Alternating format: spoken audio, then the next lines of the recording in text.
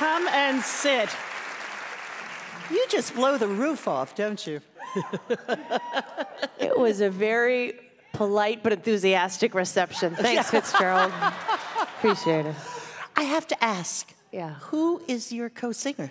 My accompanist on stage and on long van rides and in hotel beds across the country and sometimes around the world is Abby Wolf. Abby, bravo! Bravo, yeah. Okay. Born and raised in Minnesota. Mm-hmm. Mother is a farmer. Mm-hmm. How do you end up doing hip hop?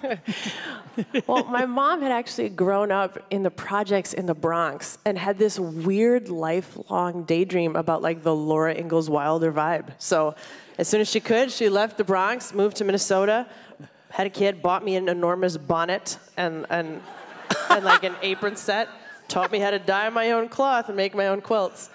And then as soon as I could, I got out of there and I started being a rapper. This is called, I don't want to do this with my life, right? Ping pong, yeah. Yeah, exactly. But it's really, I mean, you're amazing. You travel all over the world, right? When's the next stop? Where are you going next? I head out of town the day after tomorrow. Yeah. So I was really, really glad to be able to share this night with you. I'm so glad we could do this. Well, you know, I think people know your music, but I think there's a side to you perhaps they don't know. That you have a lot of work that you've done with food politics. How did that begin? You know, to be honest, although my mom had this lifelong fascination, I was kind of late to the game. So I was well into my adult years. I was touring with my rap crew, Doomtree, and bing, bing. Thank you. Thank you, sir. And I left the tour van for a moment, which is really hard to do. You're kind of like working as a seven-legged sack race around the country. But I ran away from the van, and I found a garage sale. And on offer was Michael Pollan's The Omnivore's Dilemma. And I'd meant to read that for like 10 years. So I picked it up, started reading it in the van, and it had a really big impact on me. Yeah. What happened? So I think I saw my mom get excited about ag and the way that we produce our food through her concern in environmentalism. And that wasn't the driver for me. For me, it was in paging through this initial text and learning about how the food system routes like money and power in our country. And particularly as a rapper, I'm aware and maybe hyper-aware of privilege and class politics because I realized that, for obvious reasons, for those of you on the radio, I am like a middle-class, 5'10", white-looking girl.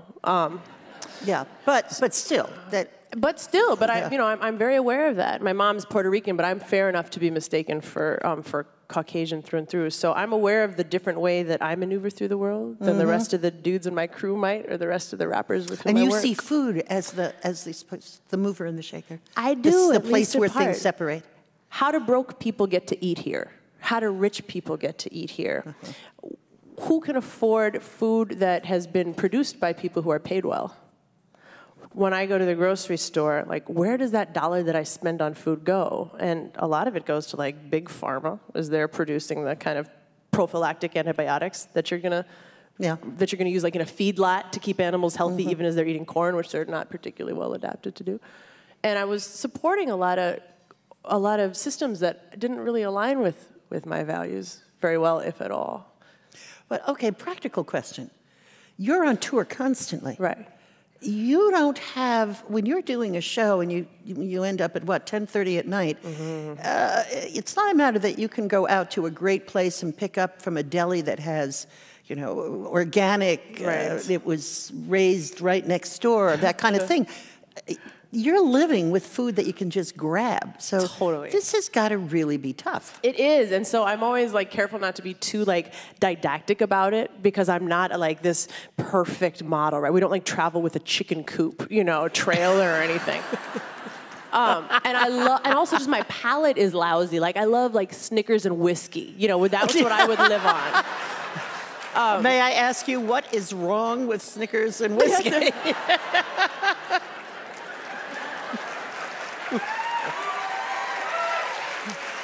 I'm a bourbon girl. What about you? Yes, I love bourbon. I just got. You love bourbon. Okay, makers. Good. But yeah. So even You're right. That's therein is like, if you have this like burgeoning sense of conscientious consumerism in the food system, the least likely place to be able to execute on those ideals is as a like indie rapper. But didn't you guys you and the Doomtree Collective take on a challenge that you were trying to eat organic and local when you were on tour?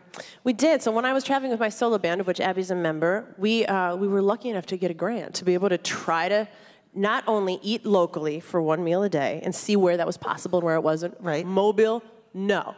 Seattle, yes.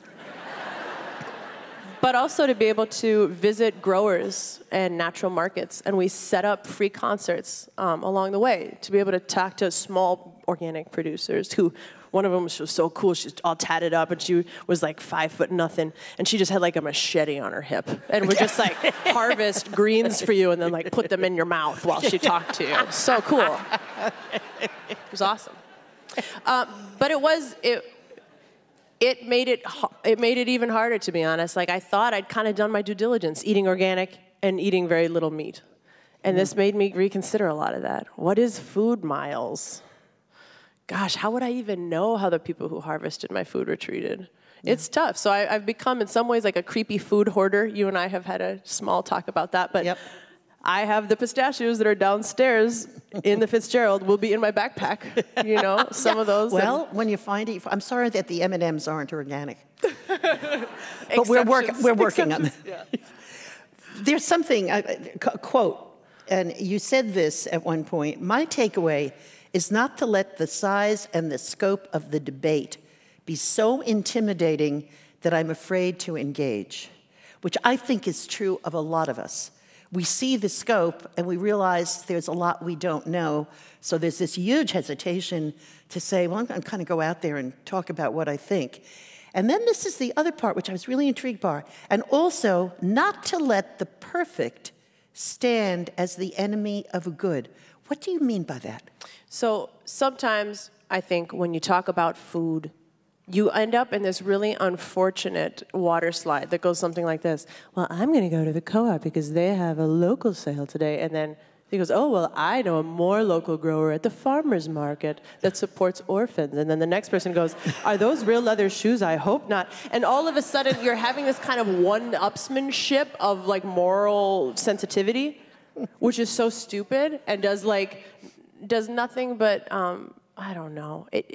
Instead of trying to make sure that you are absolutely addressing every moral issue and are irreproachable in any way, to say, you know what, I can make 4 big changes. And then if those stick, I'll try 5. You know? And to be sensitive and empathetic with the people who are working on different changes. And yeah.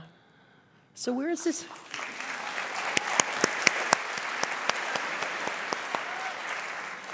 So where do you think this is all going to take you?